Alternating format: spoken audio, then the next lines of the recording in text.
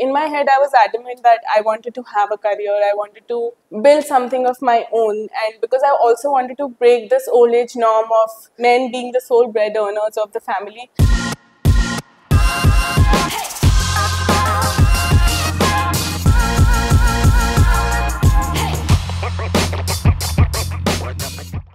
You're watching Hustlr Stories with Ambika Anand. My guest today is Suchali Jain. She is the founder of Suchali Artisan Bakehouse. Her bread is the reason many people wake up in the morning. The brand was born in the year 2017. In the year 2020-21, their turnover was 4 crore rupees, which jumped to 23 crore rupees in the year 22-23. How many breads do you bake across your 4 kitchens in India? You have one in Delhi, Bangalore, Calcutta and Mumbai. Yes. So total we are baking about 3,500 to 4,000 breads daily. And in terms of for croissants, we are baking about 5 to 6,000 croissants daily. Wow, that is huge. So tell me, how did you get into baking? You were born in Ambala, you went to school in Missouri, you were very good academically. So where did baking happen? So I think this is like one of my wildest dreams. Like I couldn't have never imagined myself in a food business, because growing up and I was scoring good grades, and always it was put into my head you have to have a good profession like lawyer or an engineer or an MBA or something. But I think it was my love for eating breads which got me into this. And since I'm from Ambala, being a small town girl, so I was always exposed to these square loaves of breads, the white and the brown ones, and they barely had any taste, but still they were my preference over chapati any day. In my head, I was adamant that I wanted to have a career, I wanted to build something of my own, and because I also wanted to break this old age norm of men being the sole bread earners of the family, because that was what I was exposed to more growing up in Ambala. So after my visit to Europe in 2015, that's when I realized this whole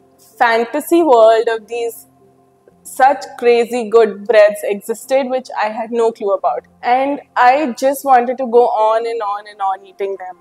So tell us about this lovely holiday. Where did you go in Europe and what breads did you discover? So, ironically, like if anybody hears, like I went to Europe and I came across great breads, they would, the first thing they would guess is I went to Paris.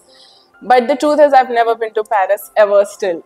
I was in Italy, Spain, Switzerland. So over there only I came across such great, beautiful croissants, hard breads, and sourdough breads, baguettes, all these things which I never knew existed. And back then, croissants and all these breads were only a part of the 5-star hotels in our ecosystem. So what happened during this trip in Europe that you decided to come back and open your company? Or were you always a home chef?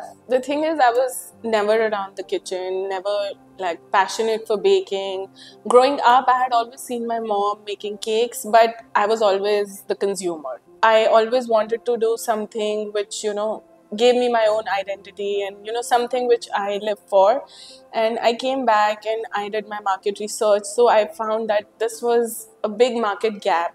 There were no croissants available, good quality croissants, and sourdough breads was something which, this term was something very unheard of back then, because I had only never heard. So then I decided to learn how to make these products. So I got accepted by a baker in US in 2017, early 2017, and I went and I learned everything from scratch. At that point of time, I didn't even know how to weigh a gram of flour.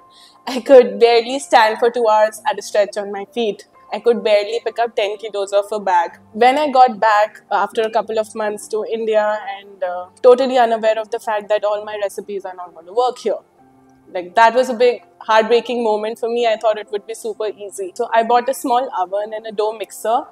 And again, like without thinking anything, without doing my research, I just bought, and totally unaware of the fact that a typical Indian home like ours would not have the electrical support. Hospitality industry is, back then at least, was a little looked down upon. Like if I want to tell them I wanted to bake, I wanted to, the common term which comes in everybody's head is, oh, she wants to be a chef. So that was something very unusual, at least for my family, because from the family background I belong to, they were little worried about like if I work so hard physically, I hope it'll be okay being a woman, especially. But overall, I got support, little bit opposition in the initial phase, but when they started seeing my dedication, I think all were in for it. So did you find any critique who kind of really helped make the product? So I think like the first critics I could really find was in my consumers directly. When people started liking my product, as everybody says, charity begins at home. So I started sampling these products to my neighbors and other people in my society. And so there was a point when they were ready to start placing orders with me. They were eager to eat it for breakfast. Then I started collecting orders. I used to bake only once a week.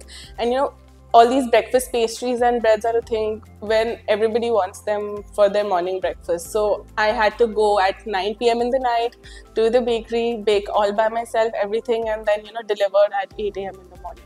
So whole of 2017 and even till early 2018, I was the baker alone, and probably only towards the end of 2017, I got 1 or 2 person with me. So Charlie, what does the term hustler mean to you? So for me, a hustler is somebody who has a very strong belief in their idea, their product, and it's very important for them to know what they are doing and why they are doing, followed by how they are doing. Once they are clear on these things, the crowd will automatically follow. You were a one-woman show, and today you have about 250 employees. Take us through the journey. In 2017 was the year when my brand established, and by late 2017 when my product started going out a little bit in the market, and then I got associated with a couple of cafes who wanted to keep my breads and croissants in their cafes. So 2018 was a very important year for us. That was when our first physical presence was there out in the market. So we started with a small push cart in Cyber Hub. So we made all our croissants available to the public. I won't say it was a big success, because it was a small push cart. We could not generate sales as such, but I think it was very good for brand awareness. And then in 2019, we started a cafe together with Blue Tokai in Basant Vihar. So that's when I feel it was even a bigger push for my brand.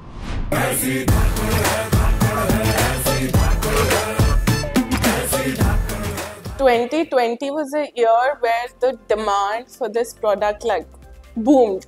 Like it was the time of the Bharat Bandh where everything was forced to be shut, and within a week's time we were just getting so many calls for the demand of the bread. It was then when I realized that this product had hit the market so deeply. People had accepted this product as a part of their everyday lives. It felt super right for the first time that whatever I'm doing is the right thing.